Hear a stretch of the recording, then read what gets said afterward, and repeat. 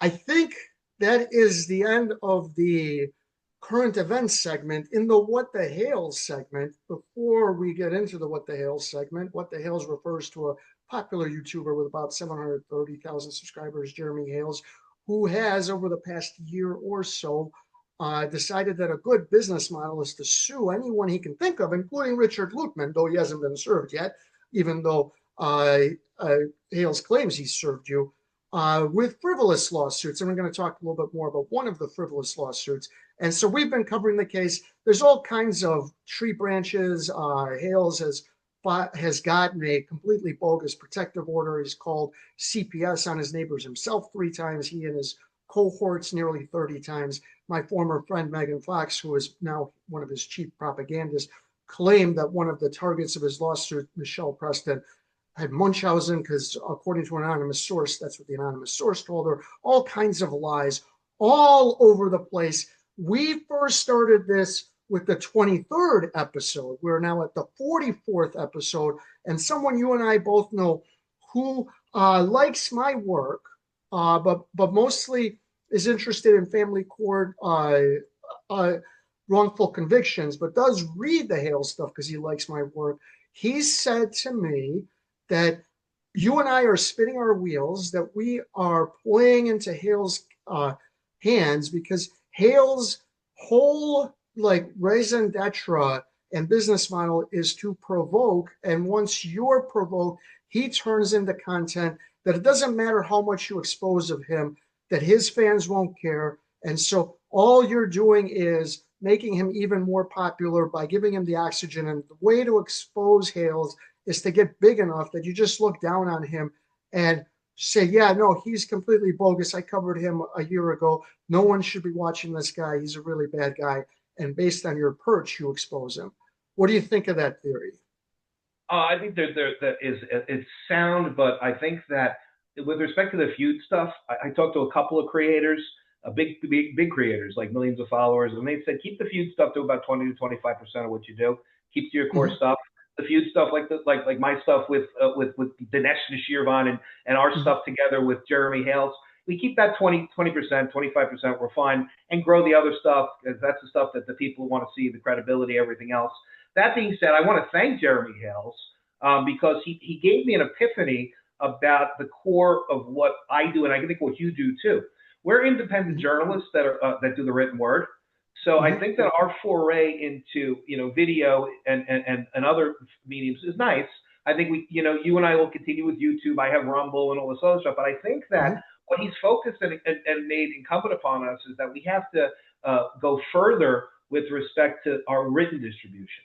I Mm-hmm. think that there are other social media outlets coming out. Substack's one of them, but there are about 14 or 15 other competitors to Substack. And I think I'm going to start signing up for every one of those and doing distribution on those channels as opposed to the classical social media channels, which I already have. I have a bunch. You name it, X So you're basically what your idea is to sign up for Substack and its competitors, and then put the same article on like 14 different I think Substack so. type.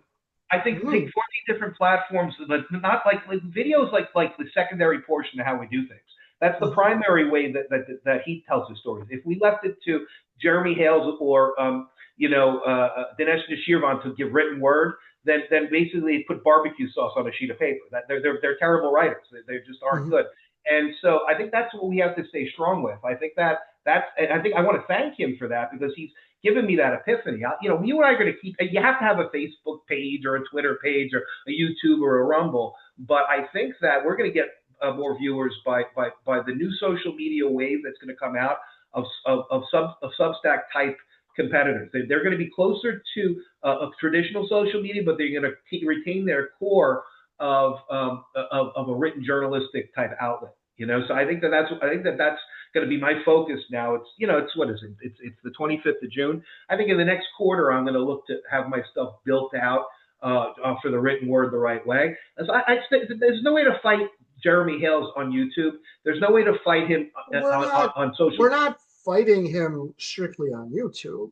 The best way to do it is for us And to look, continue, I didn't want to fight him. I wanted to cover the case. And what and it turns happened into a was combat, Mike. Right? It turns into right. combat. Right. But what happened was that we interviewed Bruce Matskin, who represented John Cook. There you see John Cook and Michelle Preston in a separate lawsuit from the one you're looking at. And we thought we would interview Jeremy Hales' attorney, or maybe Hales himself, or maybe Megan, or one of the other cohorts like Shizzy or Tug. And then they immediately went after both of us and started attacking us. And rather than engaging in debate or having us come on so we could talk about the issue simply for interviewing Bruce Matskin.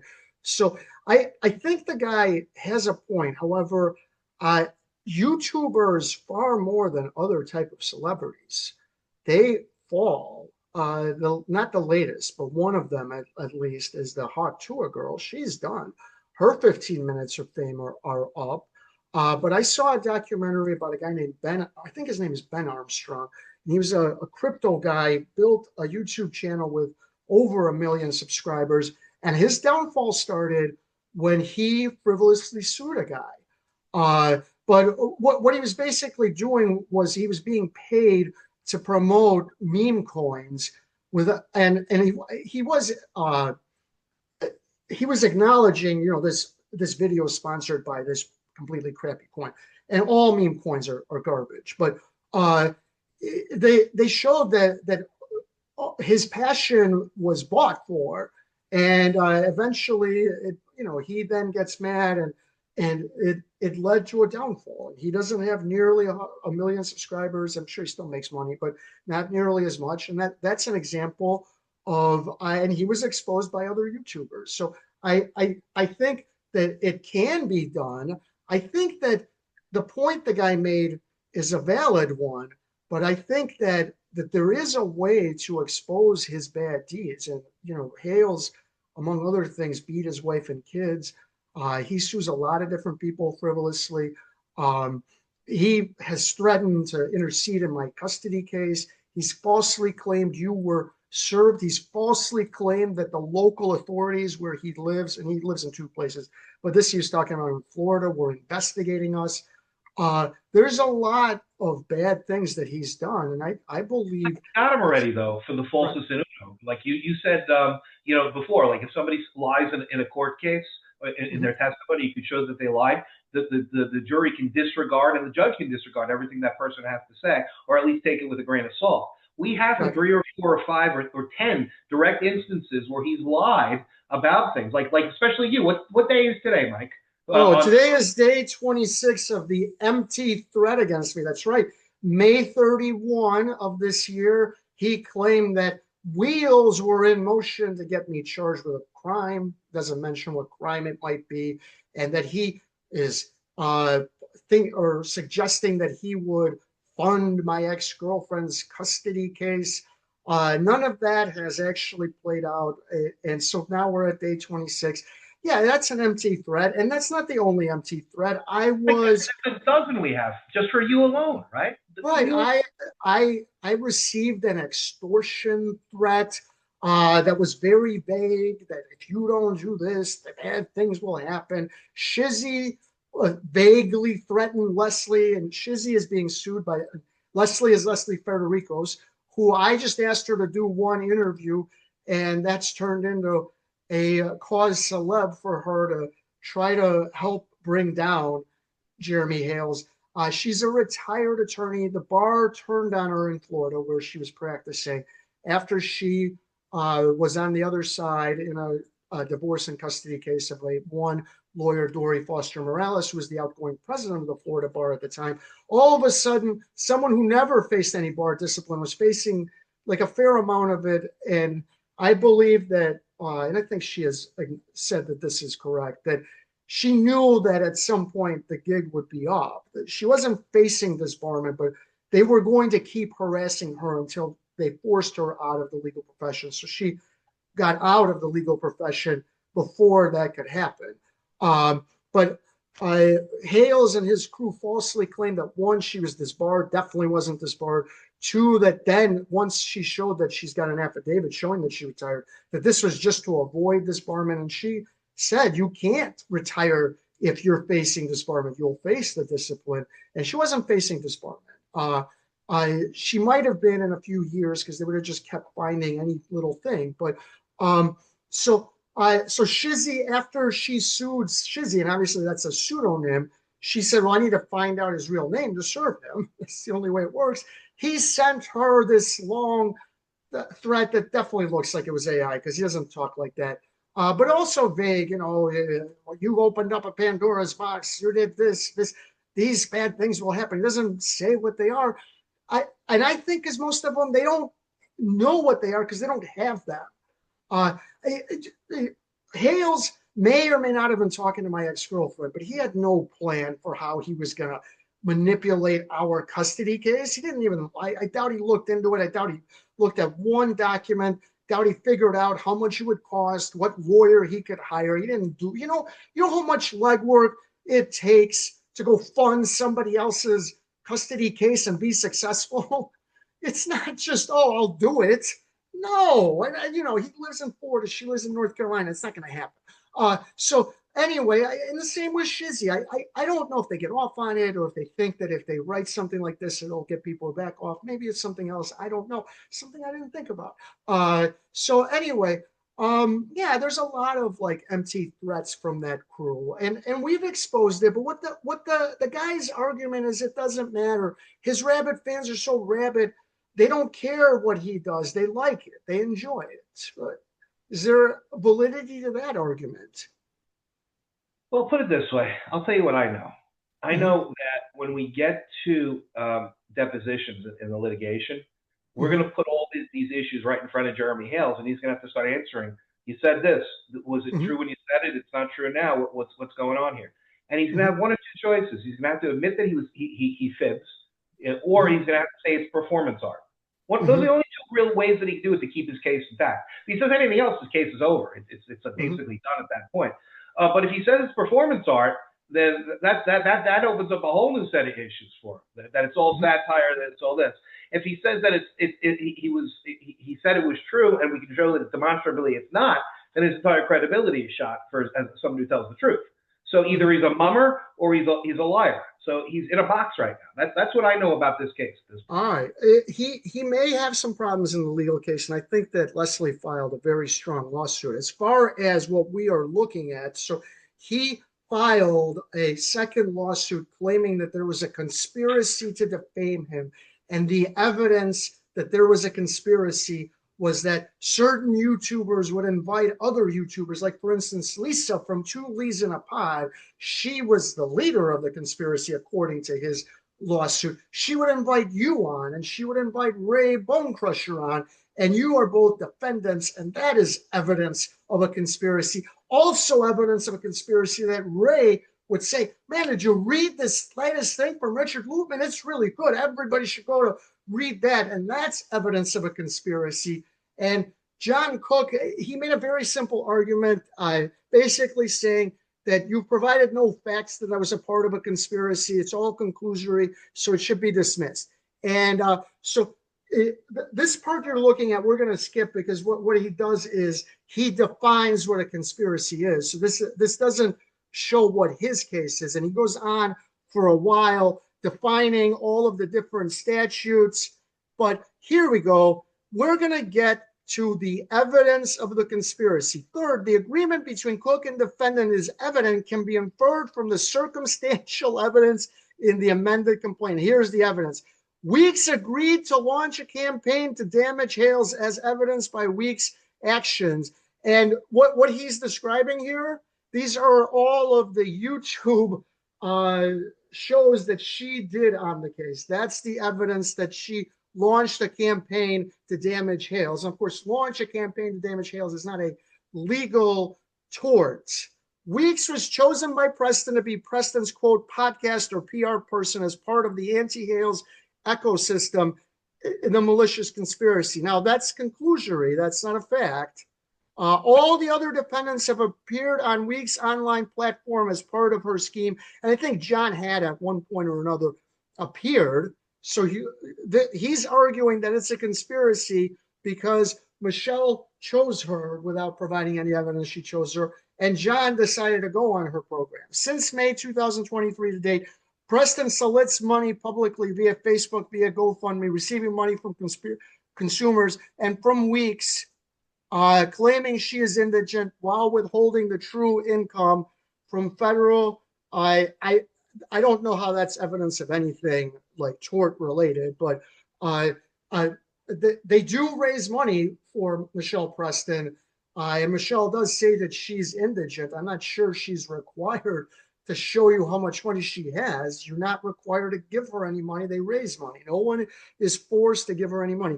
Cook, upon believing Wiggs was giving a great deal of money to himself and Preston, suggested during a week's live stream that they all, quote, go on a cruise together. I think he did say that. I'm not sure how that's evidence of a conspiracy, though. On or about November 15, 2024, Helm, that's Dave Helm, another defendant, appeared on a Week's YouTube stream and stated regarding the false signs about Jeremy Hales, I saw a picture of Jerm planting the sign himself, and I'm pretty sure he was joking.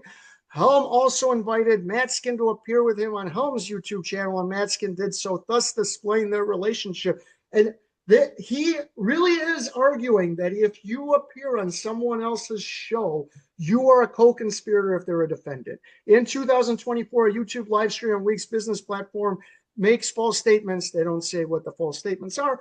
Matskin appeared with Weeks on her YouTube channel. Yeah.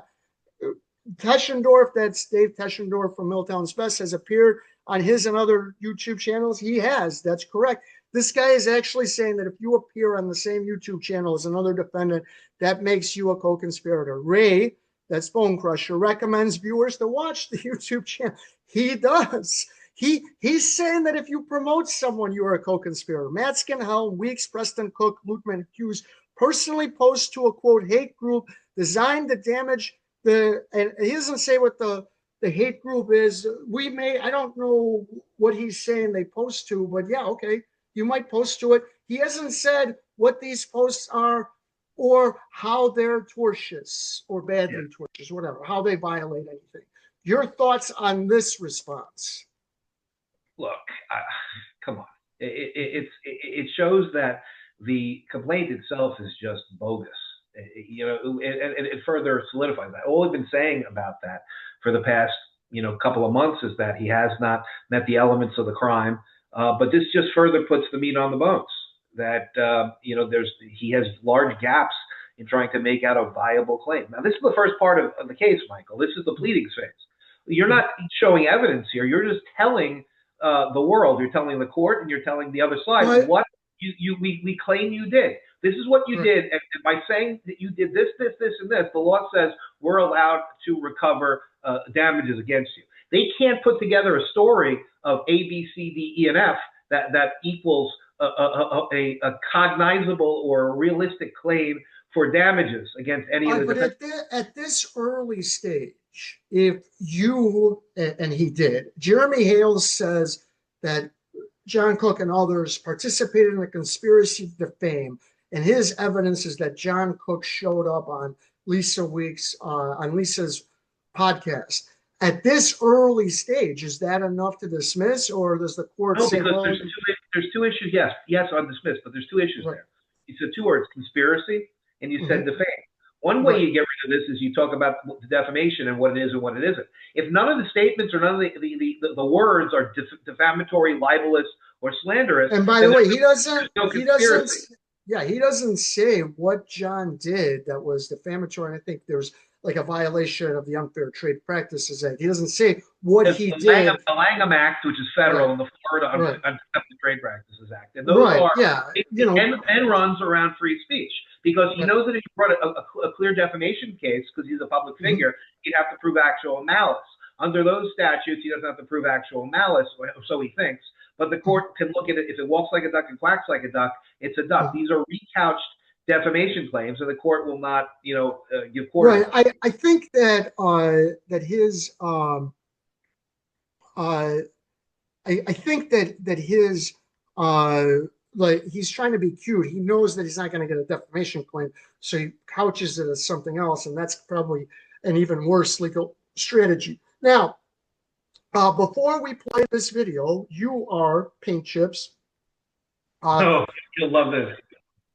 Before we play this video, you made a video, I think it was in February, where you have Andrew Tate in one of his famous rants talking about how he has sex with women to make money. And then there's a photo of Jeremy Hales, and that photo is attached to a body that's not Hales, and he's sitting in a car. And then you have a photo of Megan Fox, my former friend, and it rises up that photo and then travels down to what appears to be on Jeremy Hale's penis, though it's cut off. So, as you say, maybe she was looking for quarters. And they have since said that is revenge porn. And the same people very upset about that video, not all the same people, but some of them made this video. And let's watch it. We'll watch it a minute and then we'll talk about it. Shady Bunch Facebook group and DJ Radis fans from around the world, where the facts are optional, the egos are mandatory, and reality is politely escorted out the back door. Today, we've got the exclusive interview with none other than Richard Paint Chips Luthmann, ex-attorney, ex-Staten Island elite, current felon, full-time legal cosplayer, and self-declared Duke of Dumb Decisions. Welcome, Richard. Thank you. It's good to be here, considering I wasn't technically invited. I just showed up with Bruce the Deuce, duct tape, and a subpoena. Classic Staten Island hospitality. Let's dive right in. The people want to know, how does it feel going from Staten Island courtrooms to teaming up with Bruce the Deuce, an internet lawyer so broke he borrowed his resume from Craigslist? It's an honor. Bruce and I are what I call legal Avengers. All right. And it goes on. All I'll say is if you thought that video was revenge porn, I'm not sure how you justified making that video. But all right, that video was a crime against the media. Right. That's definitely satire. Did you file a complaint with YouTube? I did. I believe that video technically violates the terms of YouTube about their community standards and their terms of service, because it depicts me. And I feel like I'm being bullied and harassed. And I already sent over to the legal department at YouTube that if I were to die, and my legal claim would get very good because it drove me so sad that I might have to kill myself. And so I'm thinking about killing myself to make my legal claim that much better for my estate. I could get around the actual death part of it, Michael, by filing a declaratory judgment claim. But I'm still considering death because that will make my claim that much better to show the actual harm. The harm of death is pretty good harm in legal circles. So I'm trying to figure out whether or not I should kill myself over that video or not, because it's a harassing and bullying video that violates YouTube's terms of service. And I let them know because they responded to me automatically when I filed my complaint. And I sent you the pictures. You can put a couple of them up. They said, contact the local authorities. And I contacted the local authorities, and the local authorities said, there's nothing we can do about it. So if there's nothing that the authorities can do about it, YouTube's the only person that can do something about it to help me make my decision whether to kill myself based upon bullying and based upon harassment in order to make my legal claim much better than it would be if I only filed declaratory judgment. So I'm going to be taking the rest of today, maybe tomorrow, maybe the rest of the week, and deciding whether I should kill myself because of bullying and harassment on YouTube in violation of their terms of service and community standards. So, Michael, I'll talk to you later. You're my friend. If I end up killing myself because of YouTube harassment, just let everybody know that I was a good guy. The shirt you're wearing right now, if you kill yourself, can I get that shirt? That shirt looks cool. I'll send you the shirt. It's a cool shirt. This is a nice one. I'd like to get that shirt. I'd like to get something out of this. That's clearly satire. As I said, satire is protected, but the terms of service at YouTube is totally different from the law. And I would say that I had like 10 Hold on Killbilly videos, and one of them was removed for the very terms of service violation that you had. And those Hold on Killbilly, besides Hales himself, no one, they're all AI. Well, they portray Bruce and you and me, and we're sort of AI. So I don't know if that bullies and that violates. How does this not bully and violate? And as I said with the other one, the problem is it's so vague. Yeah, somebody could view that as bullying, that they're mocking you and in a horrible way. But as I said, if we're going to do that, you're going to have to remove every Don Rickles video, because that, mocking and insulting was his whole that's his whole act. So if you're going to start there, you're going to have to go a lot further than that. I think the video was kind of cute, but I think as I said, they figured out that we were right, that satire is protected. So let's go the satire route. So, Well, and the fact that they're talking about us, they talk about you, they talk about me, they talk about Bruce.